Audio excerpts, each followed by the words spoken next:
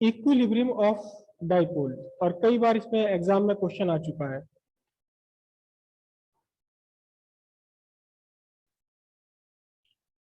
Equilibrium of dipole, इससे पहले तो समझें कि इक्विलिब्रियम क्या होता है। इक्विलिब्रियम तीन तरह का इक्विलिब्रियम होता है। पहला स्टेबल इक्विलिब्रियम। स्टेबल इक्विलिब्रियम क्या है? इस टाइम ये आपका ऑब्जेक्ट स्टेबल इक्विलिब्रियम में रखा हुआ है।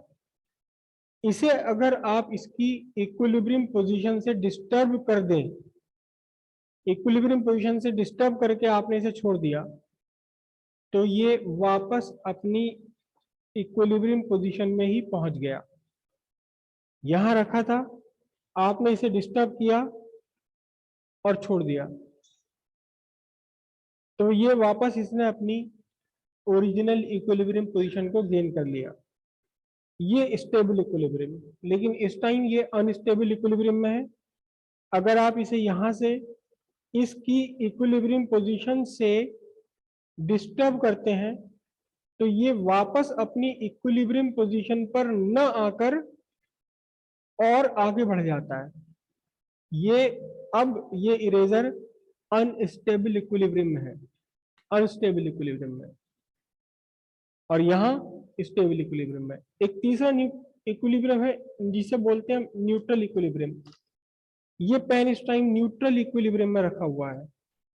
ये पेन इस टाइम बिल्कुल न्यूट्रल इक्विलिब्रियम में रखा हुआ है। कैसे? कि अगर इसे आपने यहां से डिस्टर्ब किया इसकी इक्विलिब्रियम पोजीशन से, तो ये ना आगे जाएगा और ना वापस अपनी ओरिजिनल पोजीशन पर आएगा। जहां आपने छोड़ा वहीं रुक गया।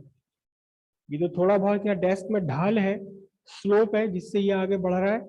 लेकिन अगर परफेक्टली हॉरिजॉन्टल सरफेस पर इसे आप रखकर थोड़ा सा मूव करेंगे, तो जहां तक आपने इसे मूव किया वहीं रुक गया। ना तो अपनी ओरिजिनल पोजीशन पर वापस आया और ना इस नई डिस्टर्ब्ड पोजीशन से ये आगे बढ़ा। ये न्यूट्रल इक्विलिब्रियम में है इस टाइम। ये है stable equilibrium. Stable equilibrium, stable equilibrium में किसी बॉडी को जब भी आप डिस्टर्ब करेंगे तो उसका सेंटर ऑफ मास ऊपर उठ जाता है।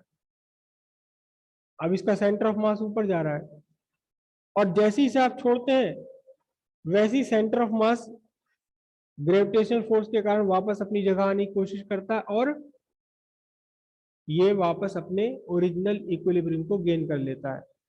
लेकिन जो अनस्टेबल इक्विलिब्रियम पोजीशन है, अनस्टेबल इक्विलिब्रियम पोजीशन में जब किसी बॉडी को आप डिस्टर्ब करते हैं, तब इसका सेंटर ऑफ मास नीचे चला गया, और नीचे गया हुआ सेंटर ऑफ मास और नीचे जाकर इसे नई पोजीशन में ला देता है, वापस ओरिजिनल पोजीशन में नहीं लाता।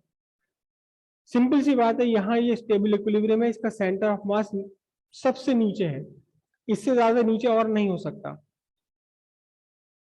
अब ये अनस्टेबल है, ये भी अनस्टेबल कंडीशन है इसकी, क्योंकि सेंटर ऑफ मास हाइट बढ़ गई, सेंटर ऑफ मास की यहां से भी। अब सेंटर ऑफ मास की हाइट और ज्यादा बढ़ गई, क्योंकि इसका सेंटर ऑफ मास कहाँ होगा? सिमेट्रिकल बॉडी है, बिल्कुल यहाँ बीचों बीच इसके अंदर।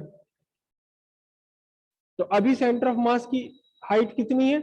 जितनी इस पूरी इरेजर की ये डेप्थ है, इसकी आधी। यहाँ सेंटर ऑफ मास सपोज आधा सेंटीमीटर पर है, आपने खड़ा कर दिया, 1 सेंटीमीटर पर आ गया, आपने और इसे ऊंचाई बढ़ा दी, 1.5 सेंटीमीटर पर आ गया। जितना ज्यादा ऊपर उठता चला जाएगा उतना ही ज्यादा ये अनस्टेबल होता रहेगा। जब आप आराम से कंफर्टेबली लेटे हुए हैं,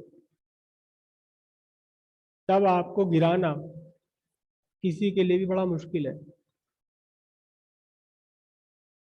पहले ही आप बिल्कुल मिनिमम सेंटर ऑफ ग्रेविटी आपकी मिनिमम लेवल पर है, और नीचे क्या गिराया जाएगा? फर्श पे लेट जाओ आप, और इससे नीचे क्या गिरोगे? जब आप बैठे हैं तो गिराना आसान है, जब खड़े हैं तो बहुत आसान है। अगर एक पैर पे खड़े हैं तो और भी आसान है, अगर आप बिल्कुल पंजे के बल खड़े हो तो और भी आसान है, आराम से गिराया जा सकता है। जितना आपका सेंटर ऑफ ग्रेविटी ऊपर गया, उतना ही अनस्टेबल इक्विलिब्रियम हो गया। और भी फैक्टर्स हैं, डिपेंड करते हैं, और फैक्टर्स पर भी डिपेंड करता है, बेस पर डिपेंड करता है, एरिया पे, कितने एरिया पर आप खड़े हुए हैं। लेकिन सीधी बात यह है कि सेंटर ऑफ ग्रेविटी ऊपर जाने से क्या क्या चेंज होता है?